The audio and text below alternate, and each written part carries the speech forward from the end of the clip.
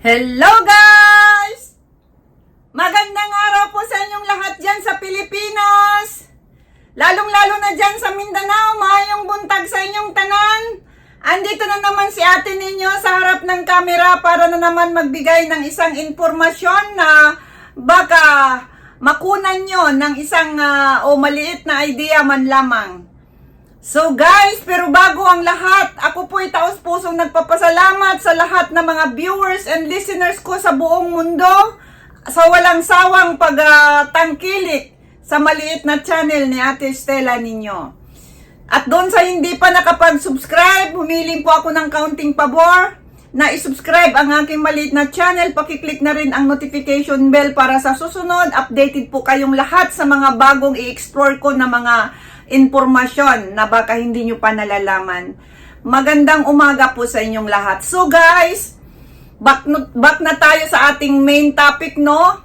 Itong topic natin na ibibigay ko sa inyo guys ay marami na po akong ginawang vlog nito. Ngunit meron pa rin talagang mga kalalakihan na talagang humihingi pa rin ng payo, no? Kung ano ang gagawin nila.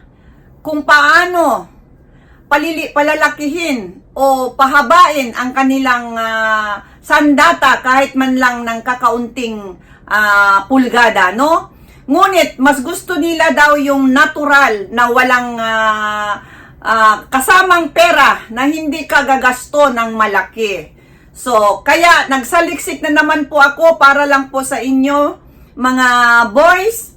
At alam ko naman na ang hangad nyo lamang ay mapaligaya kaming mga kababaihan.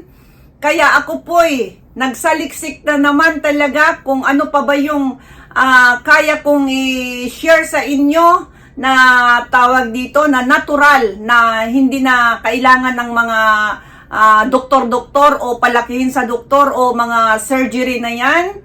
So, pero guys, hindi ko rin po sinasabi na 100% na may guarantee po na tawag dito na magandang resulta, at hanggat hindi nyo po nasusubukan, hindi po ninyo malalaman. Dahil ito po'y sinaliksik ko lamang at hindi po ako lalaki dahil hindi ko po siya naranasan, kaya kayo na pong bahala. Basta isi-share ko sa inyo at kung may resulta man ito, paki-comment na lang sa iba kong video kung manunood kayo. So, maraming salamat. Simulan natin, no? So, ano nga ba yon?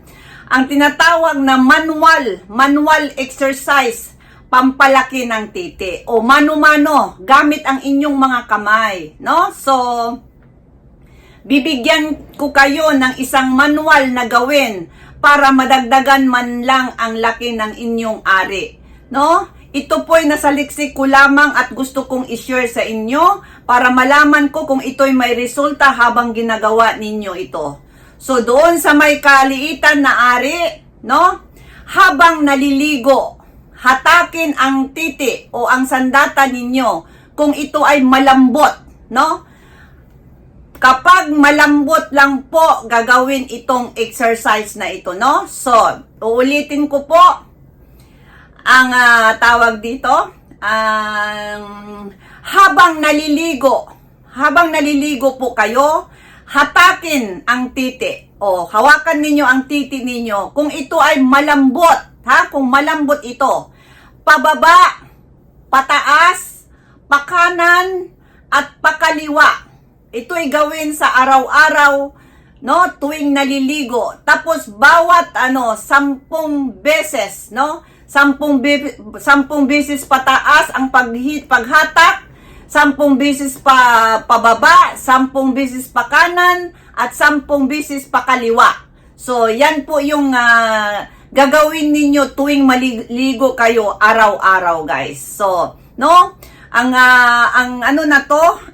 paraan na ito ay na saliksik ko sa isang sa isang libro ba yun o saan ko basa. Meron akong nabasa na ganito na tawag dito, malaki po ang kanyang resulta. Pero yun na nga, sinabi ko kanina guys, na hindi natin alam, hindi ko rin alam kung hindi nyo subukan.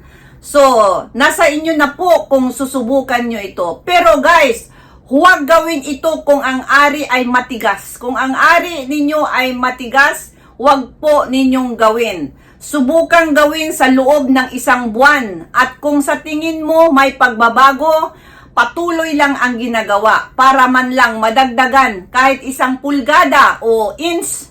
Soft lang ang paghawak para hindi masaktan, no? So, kapag ginagawa ninyo yan, huwag nyo namang gawin na yung lakasan ninyo na para na kayo nagbabati-bati. Hindi po. Kasi malambot po siya. Kaya ang gagawin po ninyo, 10 beses pataas, 10 beses pa kaliwa, 10 beses pa kanan. No, yun pong sinasabi ko sa inyo na tawag dito, yung gawin na manual po ninyo gamit ang inyong mga kamay. So, yung gagawin ninyo ay kayo lang po din ang nakakaalam kung paano ninyong hihigpitan yung paghawak ng sandata ninyo. Kayo lang din ang nakakaalam kung paano ninyo siya hihilahin, tawag dito, pataas, pababa, pakanan, pakaliwa. Yan po ang mga stroke na gawin nyo po ninyo. Tapos, gawin nyo po araw-araw. Baka naman hindi nyo ginawa 1 beses lang tapos sabihin nyo sa akin na wala namang nangyari dito ma'am, ganito, ganyan. Gawin nyo yung straight 1 buwan. Bigyan nyo ng kaunting panahon. Alam kong medyo magtagal-tagal ka dun sa banyo. Pero hindi naman kasi 10 pataas, 10 pakaliwa, 10 pakanan, 10 pababa. Ay, ilan lang naman yun, di ba? So, gawin nyo muna. Kasi, parang nabasa ko po doon sa akin na saliksik ay nadagdagan po yung sa kanya daw ng 1 pulgada, no? O tinatawag na 1 inch. Kasi nga naman ang normal na size ng Pilipino is 4 to 5, between 4 to 5 inches, no? Walang kapariho lang po yan sa mga Japanese, no? Kasi ang rin ng partner ko nasa ganun lang din. Pero alam nyo ba guys, chismis, mas maliit daw sa mga Koreano. Meron akong nabasa. Wala po tayong magagawa kasi nasa Asia po tayo. Kaya base po yan sa mga lugar na mga bansa kung ano ang, hindi naman siguro pareho yung size dito sa Pilipinas at sa Amerika na mga Amerikano. So sa mga yan, depende yan sa mga bansa, sa mga sizes, no? Pero ang mga Pilipino ay nasa between 4 to 5 inches sa tingin ko. So kung meron man yung malaki pa, mas malaki pa doon sa mga 5 ay meron siguro, hindi ko lang po alam. Pero ayon dyan sa statistic, kumbaga sa natin, nasa mga between 4 to 5 inches lang yata, o hindi ba ako nagkakamali, no? So, ayan guys, sana subukan nyo yung isa kong nasaliksik na ito, no? Kung wala man siyang resulta, ay wala po ako kasi hindi naman po ako yung nito na talaga nasaliksik ko lamang kasi lang doon ako sa isa kong subscriber na maghanap pa raw ako ng natural lang na hindi gagasto. So, yan po, manual na lang po ang hinanap ko. So, ito po yung nahanapan ko. Malay ninyo guys, madagdagan po niyan, no? Kasi alam ko naman na ang lahat na ginagawa ninyo ay para sa aming mga babae at masiyahan kami. Kaya ako po'y taus-pusong